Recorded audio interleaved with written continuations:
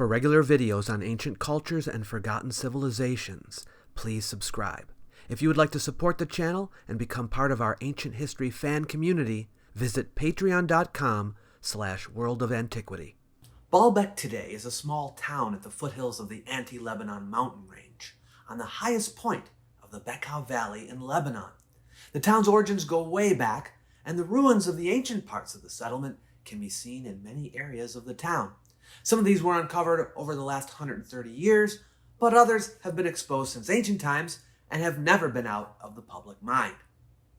The most spectacular part of the site is the Kala complex, sometimes called the Acropolis, which includes the so-called Temple of Bacchus and the huge sanctuary for Jupiter Heliopolitanus, which contains not only the Jupiter temple itself, but courtyards and hallways and all other kinds of architecture. But the part of the sanctuary that has attracted the attention of many are the three massive stone blocks that form the middle layer of the western temple podium. Together called the Trilithon, these megaliths, measuring 13 by 13 by 66 feet and estimated to weigh almost 800 tons apiece, are to date the biggest known building blocks used in ancient times. There are many local legends about the temple's origins. Some say Cain, the son of Adam, built it to hide from God's wrath. Some say giants built it at the command of Nimrod, and it came to be called the Tower of Babel. Others say that King Solomon built it as a palace for the Queen of Sheba. Archaeologists, on the other hand, say the stones were put in place here during the Roman period. But you'll find many independent researchers challenging this conclusion. How strong is the case for Roman placement of the stones? Let's take a look. And maybe, after we consider the evidence, you'll be in a better position to make a judgment as to whether archaeologists know what they're talking about or whether they're full of baloney.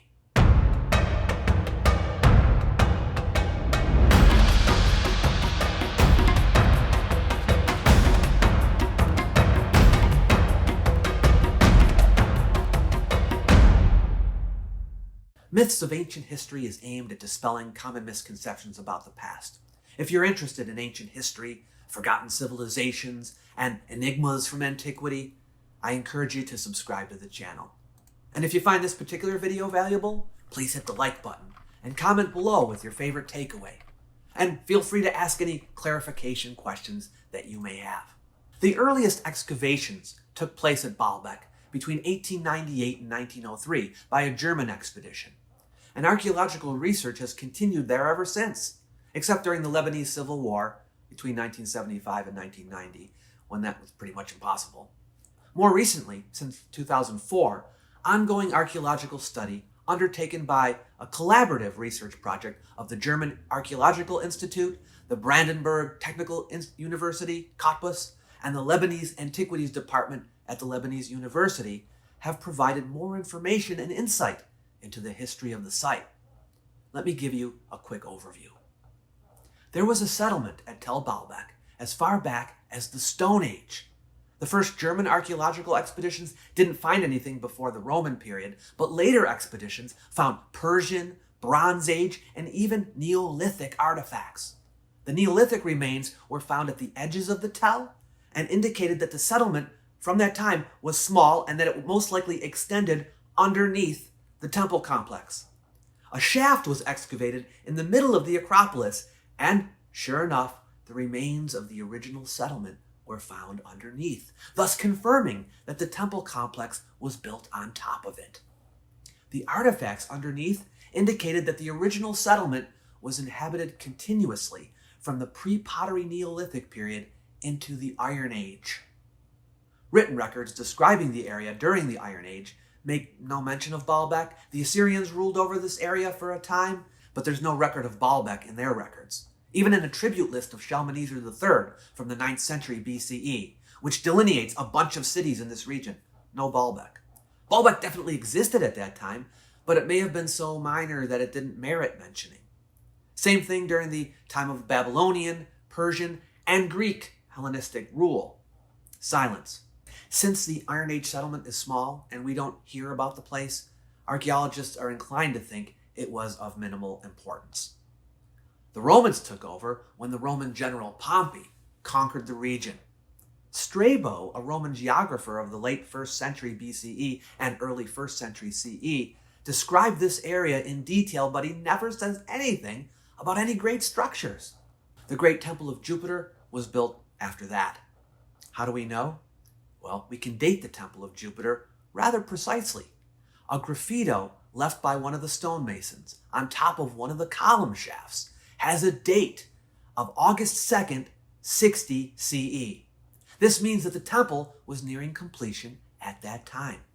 Many people don't know why the archaeologists working on the site believe that the Trilithon stones specifically were put there by the Romans.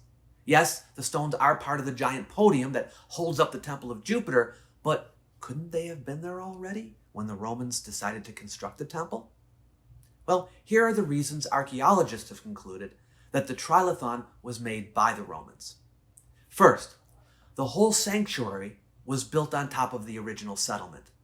Since the settlement was inhabited continuously from Neolithic times until the Iron Age, that means the sanctuary must have been constructed after that. There's no other viable conclusion, unless you think that the people built an open-air village underneath the temple, but that would be impossible, obviously. It appears that when the tell was architecturalized, the residents were forced to move into the surrounding hills or into the plain. The tell was then only for cultic activity. The podium, which includes the Trilithon, must therefore have been put there between the time the settlers moved and before the Romans built the Temple of Jupiter. That means it has to be Hellenistic or early Roman. Excavations under the floor of the great courtyard revealed the remains of an older floor, which was about 16 feet lower, and revealed evidence also of monumental construction, an earlier stairway, walls, and a freestanding podium monument. These indicate an earlier sanctuary entrance on the eastern side. More archaeological research is planned, so further finds are forthcoming. But one thing's for sure, the sanctuary that you can see today was not the first one. Underneath the 6 huge columns of the Temple of Jupiter that are still standing is a monumental podium, which has been dubbed Podium 1. Archaeologists believe it comes from a time earlier than the temple that now sits on it. Why? Well, an important thing to note is that the temple is a peripteral temple. That means the cella, or inner chamber, is surrounded by a porch with columns on all 4 sides. We call this colonnaded porch a peristasis. In this case, the position of the colonnades, flush in the north and south, but removed from the edge on the western side, is unusual and awkward, which means that they made an adjustment to the standard design, and a reasonable conclusion is that the podium was originally made for a different kind of temple, and the newer peripteral temple had to be adjusted to fit it.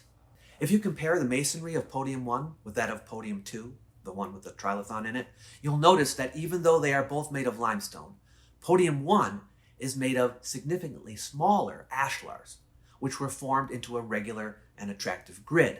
The wall was built without mortar, and the ashlars were cut very precisely, leaving almost no gap in the joints. Drafted margins are visible on the stones. That's a narrow dressed border around the face of the stone. These characteristics, the careful cutting of the ashlars and their finely smooth drafted margins, finely cut, indicate they were meant to be visible on the outside. So even though parts of the podium were subsequently covered up, that was not the original intention.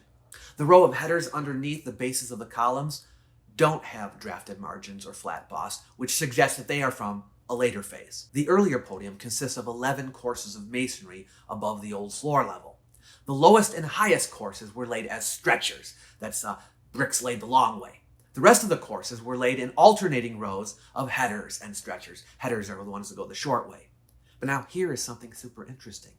At the eastern end, the drafted margins and even surfaces of the blocks suddenly stop, and the ashlars become irregular. Headers start sticking out willy-nilly from what earlier had been a perfectly level vertical surface, but the stretchers continue another 32 feet, where they stop, and then after that the stretchers become significantly smaller. When archaeologists observed this, they surmised that the eastern end of the podium had to have undergone some modification to accommodate the new temple.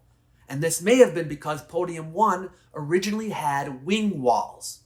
So recently, they opened up the area in between, and lo and behold, they were right. Branching off in between the 6th and 7th column of the Roman temple, right between the older podium and the newer giant Podium 2, were the remnants of the wing walls. So that's how they figured out that the original podium was T-shaped, and these wing walls were later entirely integrated into the podium of the next phase of construction. This T-shaped terrace was at least 16 feet higher than the tell and the original platform. So that means it must have been built after the village had been there. That means Podium 1 of Baalbek comes from either the Hellenistic period or the early Roman period. Some archaeologists have noted that Podium 1 bears a striking resemblance to what remains of the Temple of Jerusalem built by King Herod of Judea, which was completed in 20 BCE. The masonry is similar enough that it could have been the same construction staff that worked on both temples.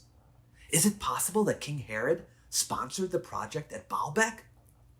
A reasonable supposition is that it was constructed at the foundation of the colony of Beirut, around 15 BCE, whose territory included this hill. We don't need to get into that for the purposes of this video, so I'll leave a link to an article on the subject if you would like to explore further. Because no architectural fragments of an original temple on Podium 1 were found, archaeologists think that the project was abandoned and the temple was never built, just the terrace. Then, sometime later, a new major construction effort to monumentalize the temple complex was undertaken, and the unfinished sanctuary construction was incorporated into the master plan. And this is where we get to the Trilithon. Here is the Western Temple podium, 39 feet high. If you notice, there are several layers of masonry, and the stones kind of get bigger as we go up, which is unusual. But the Trilithon is there, you can see, with the biggest stones. There are actually 3 walls of Podium 2 that go around Podium 1, like a big giant U around Podium 1. Now, it's a few feet away from Podium 1, but it's clear that Podium 2 is trying to hide Podium 1. Now, let's entertain the idea for a moment that this temple podium predates Podium 1. Is that feasible? Well, it would suggest that the makers of Podium 1 decided that they didn't want to use this podium, the big one, and instead chose to go through the hassle of building an entirely other podium on the inside of this one, and made the wall attractive to look at without ever intending for the wall to be seen, and oriented the same way as Podium 2, just a few feet away from it. But instead of using Podium 2, which is stable and ready to go, they made another one.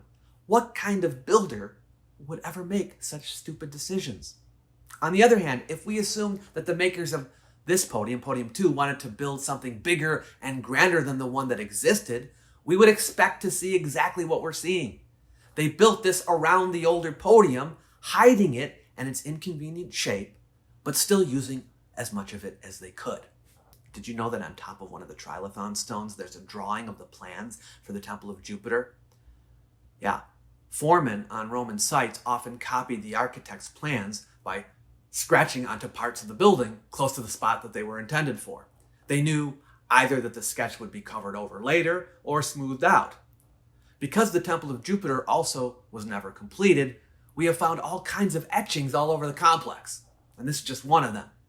Anyway, on the southernmost of the 3 Trilithon blocks is a large etching of the plan for the pediment of the temple. Larger stones, which are still sitting in the quarry, were meant to cover this one up, but they never were brought here. This suggests that the Trilithon stones were part of the Roman plan, and the ones in the quarry also were. Mind you, it doesn't prove it, but it does suggest it. Did you know that below the base was discovered part of a column drum? Yeah, and the drum is the same type as the drums that were used in the columns in the Jupiter temple. That means that the drum must have been there already when the stones were put there, including the Trilithon. Otherwise, we'd have to conclude that the Romans dug underneath the temple podium to place the column drum there. By having pieces of the Jupiter temple below the Trilithon and the drawing on top of the Trilithon, we can be reasonably certain that the Trilithon stones were put into place contemporaneously with the construction of the Temple of Jupiter. In summary, we have 3 supports for Roman placement of the Trilithon. 1. The existence of a village underneath the sanctuary. That dates the beginning of the sanctuary to the Hellenistic period or later. 2. The fact that Podium 1 apparently predates Podium 2 means that Podium 2, which includes the Trilithon, is not the earliest part of the sanctuary. 3. The existence of Roman material both on top and below the Trilithon suggests that the placement of the Trilithon was synchronous with the construction of the Temple of Jupiter. Okay, so now that you know why archaeologists date the Trilithon to Roman times, let's consider a video, which is concerned mainly with arguing against dating the Trilithon to Roman times. As you know, this series reacts to popular YouTube videos dealing with ancient history. When I typed in Baalbek into the search bar and sorted by number of views, this video by Amazing Stock came up as number 1 in English. 1.3, almost 1.4 million views. It's titled, "Historians Are Forbidden to Go Here. Baalbek Building Technologies That We Can't Repeat." I was disappointed to discover that he never once discusses how historians are forbidden to go to Baalbek. Doesn't even bring it up. So it looks like the first part of the title is only clickbait and has nothing to do with the video. And you already know, of course, that historians are welcome at Baalbek. So, yeah. The second part of the title about us not being able to repeat the Baalbek building technology, he does briefly mention that, but most of the video is designed to make you doubt that the Romans put the Trilithon in place. I'm going to warn you ahead of time that he doesn't address any of the evidence I just gave you. He doesn't consider the stratigraphy of the site, the order of construction, inscriptions, construction drawings, or any of the means that archaeologists have used to date the levels. He has chiefly only one argument, and this is it. The Romans, he says, did not possess the technology to move those Trilithon stones. Now, most people would consider the existence of a structure that is solidly datable to Roman times sufficient evidence in and of itself of the Romans' ability to make it. I mean, there it is. There's your evidence. The natural response to the information that the Baalbek site is giving us is to say, wow, this is an amazing feat of Roman engineering. You have to give kudos to those Romans. But Amazing Stock does not respond that way. But still, he may have some irrefutable evidence that will change our minds. If he can demonstrate convincingly that it was impossible for the Romans to have put the stones there, that would be solid enough to overthrow everything else. I mean, if they couldn't do it, they couldn't do it, right? So, was it impossible? Let's see what he says.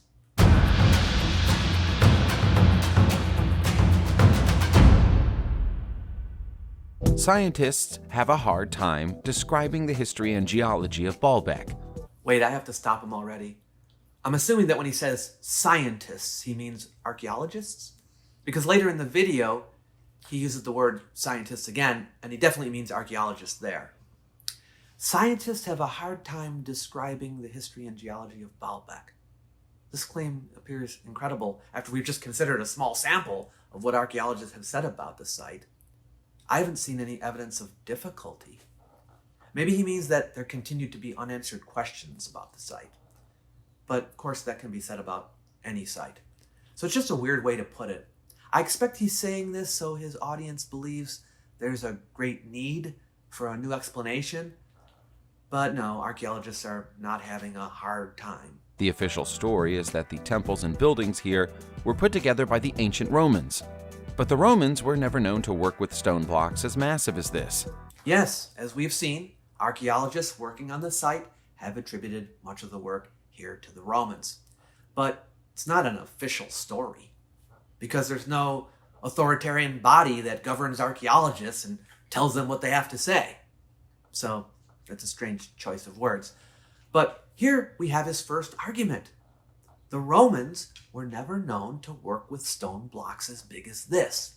Well, actually, that's not really an argument, I guess, right? It's no more an argument than saying, this architect never built a building this tall before, or this runner never ran this fast before.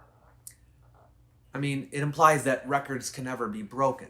Now, it's very possible that Amazing Stock is not using this as an argument, but he's just pointing out how unusual this was.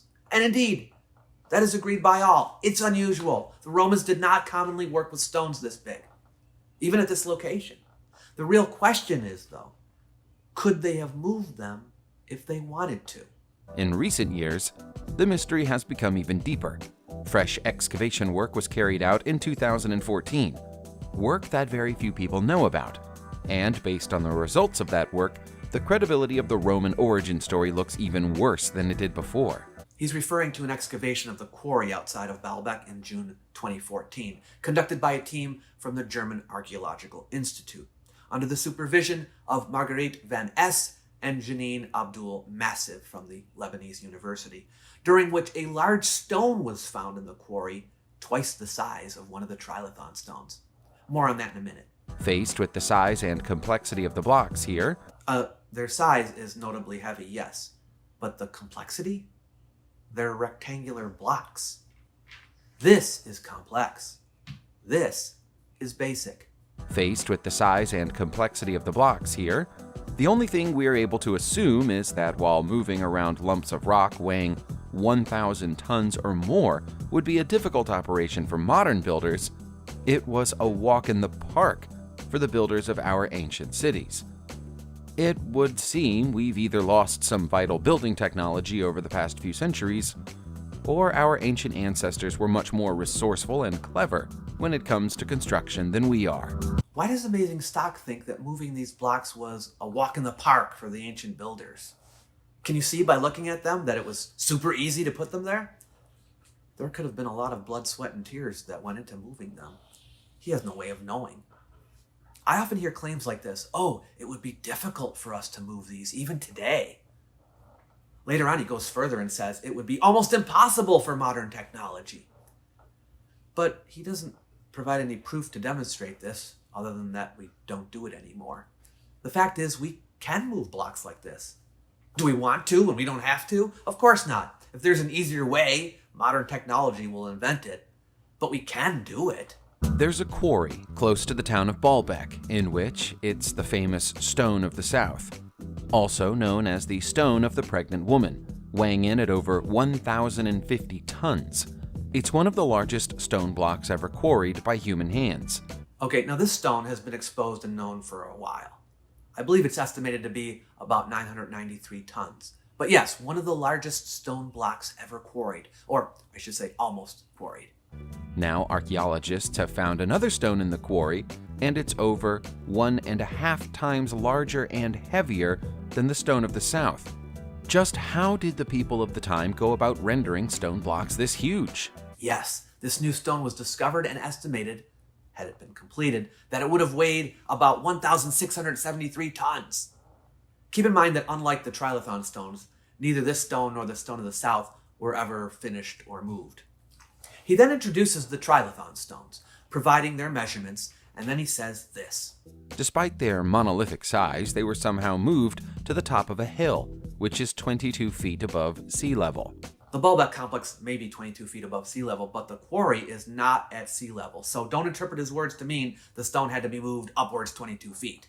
It didn't. Going back to the Stone of the Pregnant Woman for a moment, you can find that in a natural limestone deposit, which is around half a mile from the temple.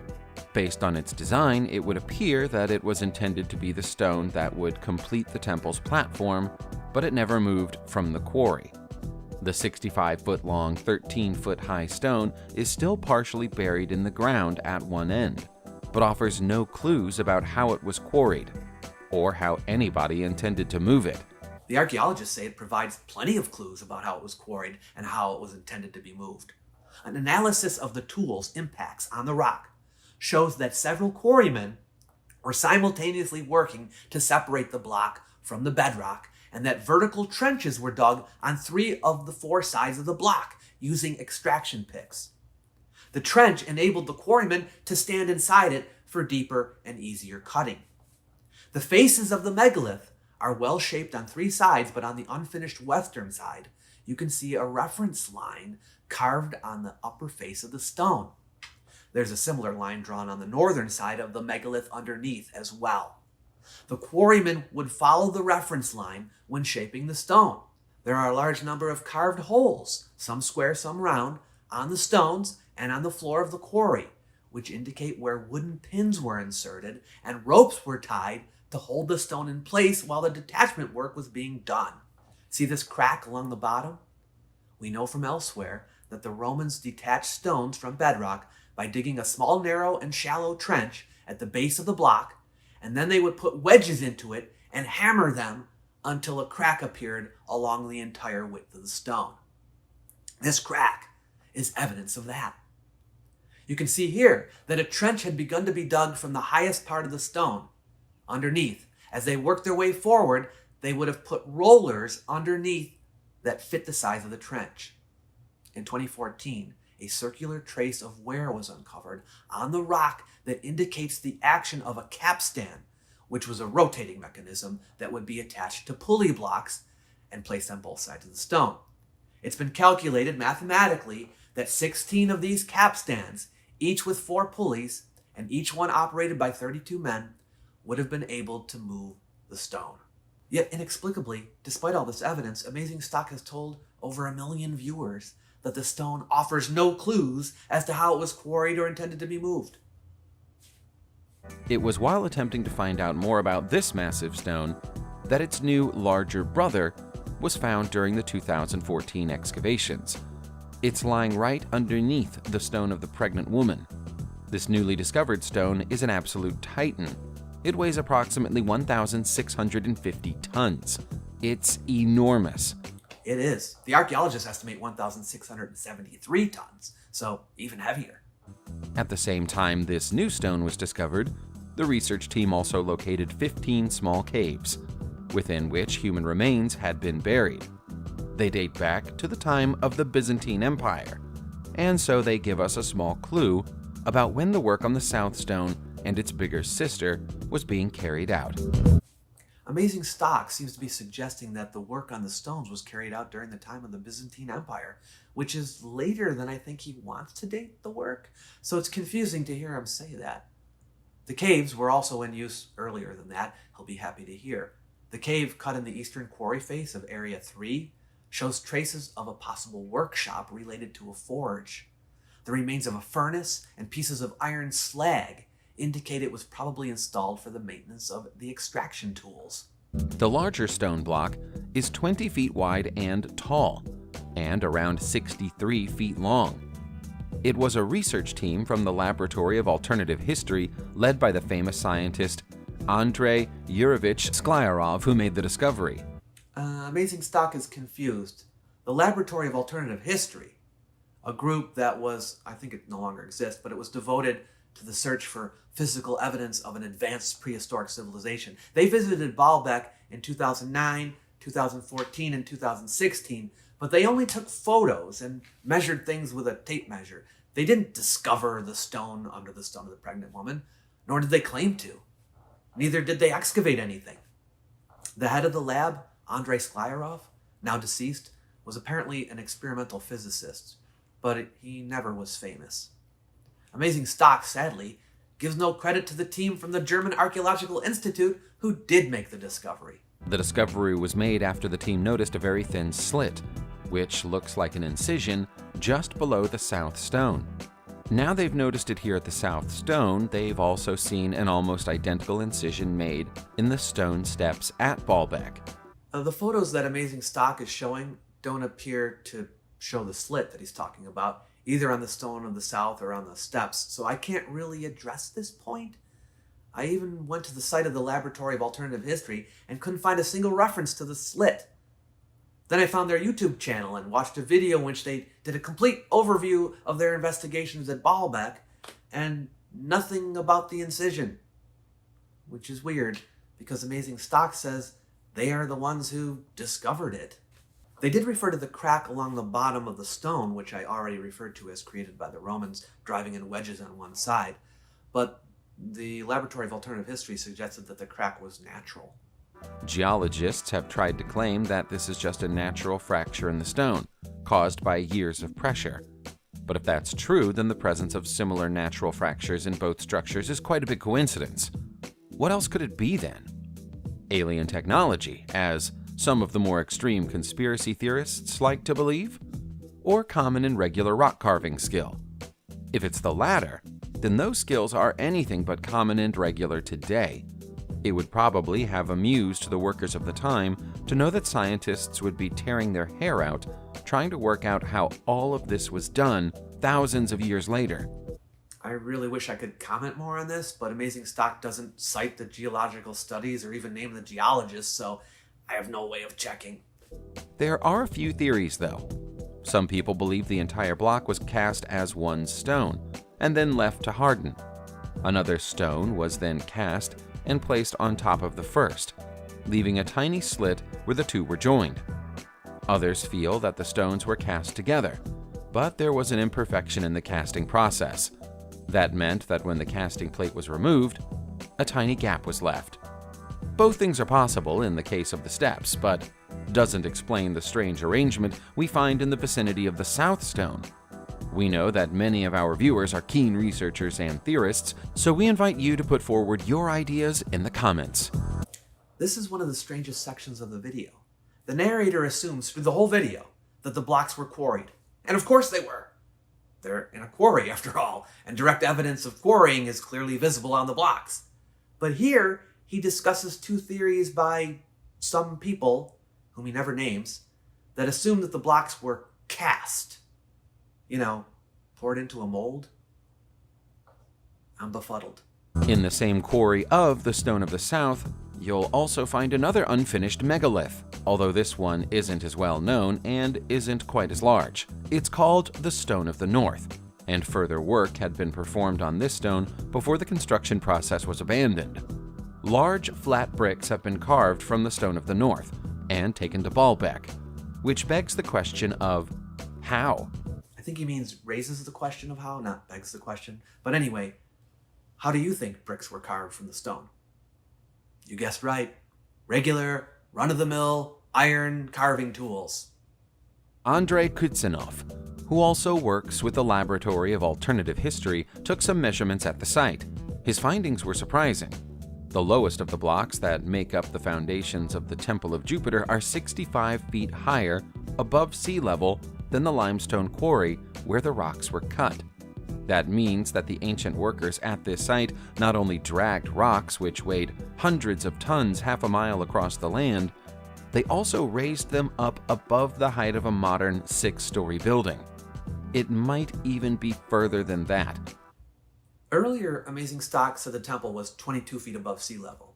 Here he says the temple is 65 feet higher than the quarry. That would put the quarry 43 feet below sea level. There's something wrong with his math. So I checked the measurements. Turns out that the lowest part of the quarry is higher in elevation than where the Trilithon sits. The stones, therefore, would have been moved downhill, not uphill. We don't believe that the rocks which make up the Trilithon came from the highest parts of the quarry. It's highly likely that they came from much further down. The lowest part of the quarry is still higher than the temple floor. To sum up all this information one more time, we have 2 blocks of quarried rock half a mile away from Baalbek, which weigh over 1,000 tons. They've both been carved perfectly and evenly using unknown tools. The tools used are well known, and I think he has a different definition of perfection than I do. We also have stones weighing 800 tons which were moved uphill for half a mile before they were installed on site at the Temple of Jupiter in Baalbek. This would be almost impossible even with modern technology. Based on what we know of the people who lived here at the time, they had no tools capable of doing the job. It's no wonder that science prefers not to think about Baalbek too much. I think having looked at the evidence, you can probably spot the numerous errors in what he just said. First, the stones were moved downhill. Second, modern tech can move stones of this size. Third, the ancients had the tools capable of doing the job. And fourth, archaeologists have been studying the site of Baalbek since 1898, with the only interruption during the Lebanese Civil War. Occasionally, a scientist will come forward with a theory and try to explain how they believe this incredible task was done. They have some great ideas, but their ideas usually overlook critical aspects of the process. One of the most important studies on this subject is by Jean-Pierre Adam, written in 1977. It's in French, but if you know French and want to read it, I'll leave a link. Amazing Stock shows some of Adam's illustrations in his video, so at first I thought he was going to address Adam's theories, but he doesn't really get into it at all. Some, for example, say that the stones were built elsewhere and then moved downhill to Baalbek, and that the reason the north and south stones have been abandoned in the quarry is that the workers realized that they had no way of moving them. If that's true, though, where is the quarry that's uphill from the temple? Nobody has ever found one. The quarry is located on the slope of the Anti-Lebanon mountain range, southeast of the temples, and covers about 25 acres. The extraction area around the stone to the south is just one sector of it. There were, in fact, 4 extraction areas. We have evidence of monolith extraction from the bedrock in Area 1. Area 2 is currently buried under a huge quantity of mining waste, but it appears that it too was used to extract huge monoliths in deeper trenches than Area 1. Area 3 is where the stone to the south is. Area 4 is located in a depression and has huge quantities of extraction waste. It's where the stone of the north is located. All 4 areas are higher in elevation than the temple foundations. Another idea is that the blocks were moved or dragged along on a series of wooden rollers, but there are problems with this idea too. Loading the south stone onto rollers like this would be impossible because it isn't horizontal. It's sitting on a slope with a 30-degree incline. He doesn't say where he got his figure from, but the archaeologists who studied the site measured the slope as approximately 15.5 degrees, not 30, descending towards the northwest. And guess what's towards the northwest? The temple. It slopes towards the temple. So I ask you, how is that a problem for rollers? On top of that, where is the road that the wooden rollers would have moved across? There's no road between the quarry and the temple now, nor any signs that a road has ever existed there. Is Amazing Stock suggesting that a temporary construction road would still be there after 2,000 years? I'm sorry, but it's just not reasonable to suppose that there would still be evidence here of a dirt road that was used for a few months back in the 1st century. Also, with such a method of transport, there would have been some damage to the rocks, leaving them cracked or uneven in places. That isn't the case here. What would the stones have bumped into? Wouldn't the Romans have cleared the way beforehand? He seems to be assuming that the Romans would have worked very carelessly and sloppily and smashing into random objects on the way, not making any effort to protect the stones from damage. The masonry is so tight that you cannot even slip a needle between the stones. The Romans did amazing work, didn't they? You have to give them credit. You can go around with a needle testing a lot of their masonry around the Mediterranean and get the same results. The Mussolini obelisk in Rome is frequently cited by scientists who support the idea of wooden rollers, but the comparison is laughable. The largest of the stones in the Mussolini obelisk is 300 tons, less than half the size of the stones in the foundations of the Temple of Jupiter. Also, the stones were delivered to Rome using a road. To say the same method was used at Baalbek is as absurd as suggesting the giant stones were transported by balloons. He keeps talking about that temporary road, which he believes should still be there. This is a good example of a straw man argument. Is the moving of the Mussolini obelisk the best example of people moving large stones on wooden rollers? No. Amazing Stock is deliberately using an example with stones that weigh less than the Trilithon stones so that he can point out that they weigh less. This is a bronze horseman monument depicting Peter the Great in St. Petersburg, Russia. See that huge stone underneath it? It's called the Thunderstone, and it weighs 1,250 tons. Heavier than the Trilithon stones. It was moved in the 1770s from Finland to Russia by sea and then over land for 4 miles without modern technology, using only human power, rollers, and capstans. These are the tools that were available to the Romans. How the stones were transported is a major question, but it isn't the only one we need to consider when it comes to Baalbek. Let's go back to that strange incision below the south stone again.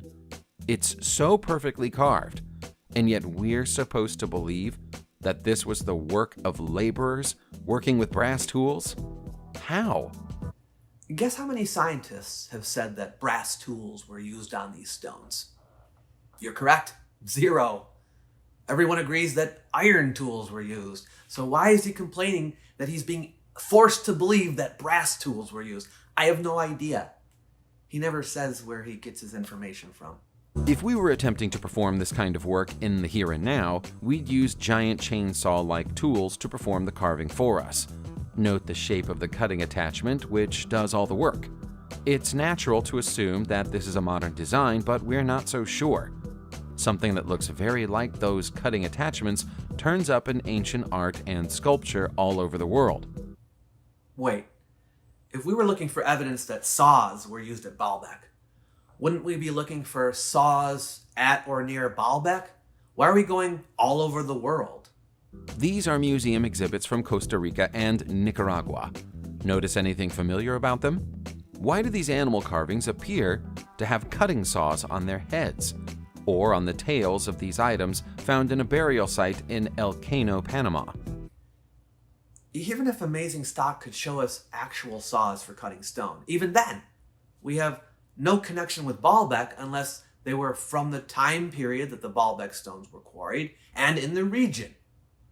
He could have just stopped after showing us the modern saws. They're no further removed from Baalbek than these things are. But these aren't even real saws. I really was hoping that he was going to show us the tools, but he's showing us figures that have elements that somewhat resemble saw teeth? Yikes. It's not just animal either. These ancient paintings seem to depict humanoid stone cutters, wearing a mask as if they were welders and carrying circular saws. Such images also appear on the vessels of the ancient Mayans. Let's look at that again. These ancient paintings seem to depict humanoid stone cutters, wearing a mask as if they were welders and carrying circular saws. Such images also appear on the vessels of the ancient Mayans. Well, you can interpret art pretty much however you want, I guess. A lot of people do that. They compare the art to things that they know instead of looking at it in context. I hope that alligator doesn't cut himself. Think about the design and shape of those cutting implements, and then look at these photographs from Baalbek. You can see the way the stones have been cut, the intricacy of the design, and the perfection of the carving.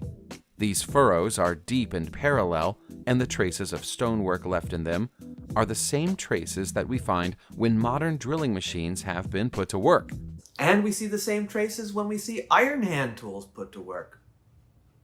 We see them not only at Baalbek, but at the sites of other ancient megaliths all over the world.